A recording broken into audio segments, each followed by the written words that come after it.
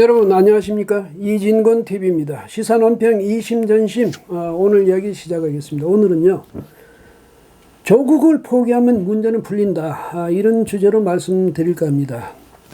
기억하시죠? 지난달 28일 서초동에서 대규모 촛불 집회가 열리지 않았습니까?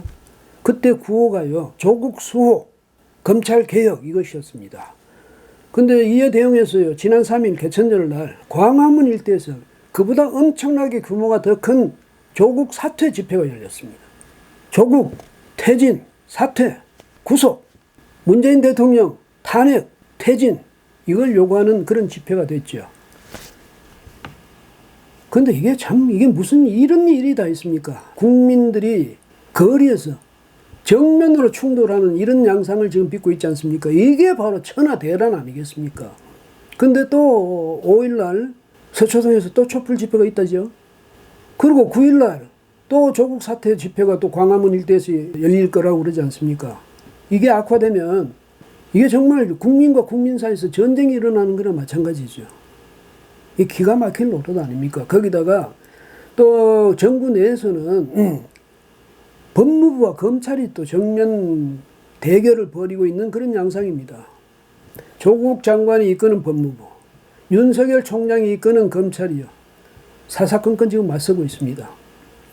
그러는 가운데 지난 3일 정경심, 조국 장관의 부인이죠, 정경심 교수가 비공개로 검찰에 소환됐습니다. 아침 9시부터 그러니까 오후 5시까지 조사를 받았다는데 건강상 도저히 더 조사를 못 받겠다 이래서 5시쯤 귀가를 했다고 합니다. 건강이 안 좋다는데 어떻게 하겠습니까? 근데 4일에 다시 조사를 하기로 했는데 4일에 참석할 수 없다, 검찰에 나갈 수 없다, 이렇게 그 변호인들이 그 통고를 해왔답니다. 못 오겠다는 거 어떻게 하겠습니까? 그 다음에 또 이제 참 의아한 것은 4일날, 바로 그 다음날 윤석열 검찰총장이 전국 검찰에 뭘 지시했냐? 공개소환 전면 폐지하라, 이걸 지시했답니다. 그럼 앞으로 이제 이 공개소환은 없어지는 거죠. 모두가 비공개로 이제 소환을 받게 됩니다. 누구든지. 인권이라는 측면에서는 바람직한 그 지시다, 이렇게 볼 수도 있겠지만은, 그 다음에 이게 말하자면 검찰 개혁의 한 부분이다, 이렇게 평가해 줄 수도 있겠습니다. 그러나 또 다른 한편으로 보면 고위공직자들이 만약 그런 경우일 때는 국민의 알 권리가 우선하느냐, 아니면 그 사람의 인권이 우선하느냐, 또 이런 문제도 생길 것 아니겠습니까? 그래서 그런 점에서는 반드시 그게 바람직한 조치일까, 이런 생각이 들기도 합니다. 뭐냐면 조국 장관이 앞으로 소환될 개연성이 있지 않습니까? 그러면 조국 장관은 비공개로 소환되는 겁니다. 특혜를 받게 되는 거죠. 왜 특혜라고 하냐고요? 전직 대통령, 전직 대법원장 전부 포토라인에 서지 않았습니까? 여러분 기억하시죠? 이재수 기무사령관 작년 12월 3일 날요, 구속 적부심 영장실질심사 그걸 받으러 법원에 가는데 수갑을 채워서 갔어요. 그날 그게 영장이 기각됐거든요. 근데 데리고 갈 때 수갑을 채워서 데려가고, 결국은 그분은 나중에 정말 불행한 그런 선택을 하셨습니다만은, 이게 어떻게 사람 따라 이렇게 다릅니까?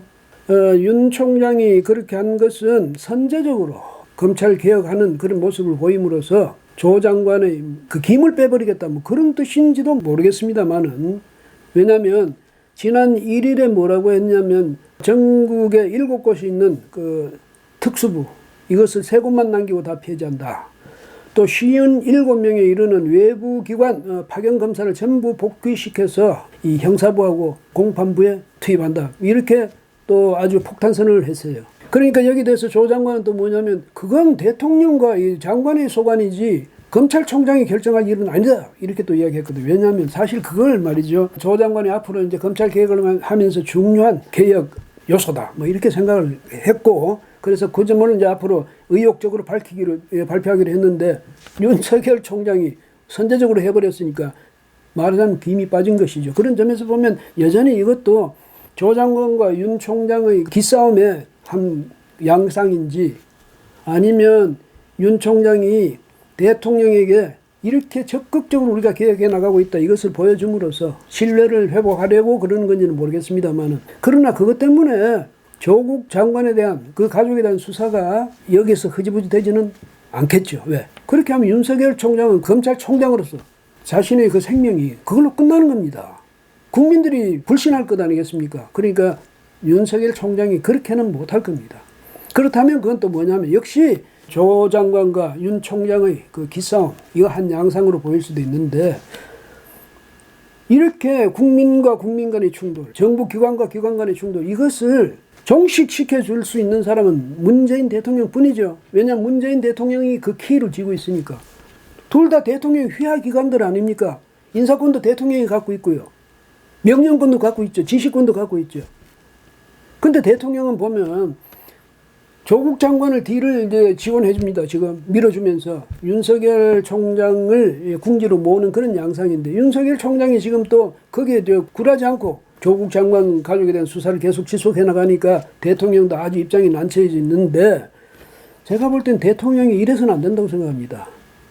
국민 사이에 싸움 붙여서, 그러면 나를 지지하는 촛불 집회가 더 조국 사퇴를 요구하는 그 집회보다 그것을 압도해버리면 내가 이기는 것 아니냐, 조국 장관 내가 지킬 수 있는 것 아니냐, 이렇게 생각할 수도 있겠지만, 그게요, 국민하고 맞서서 성공하는 대통령 없습니다.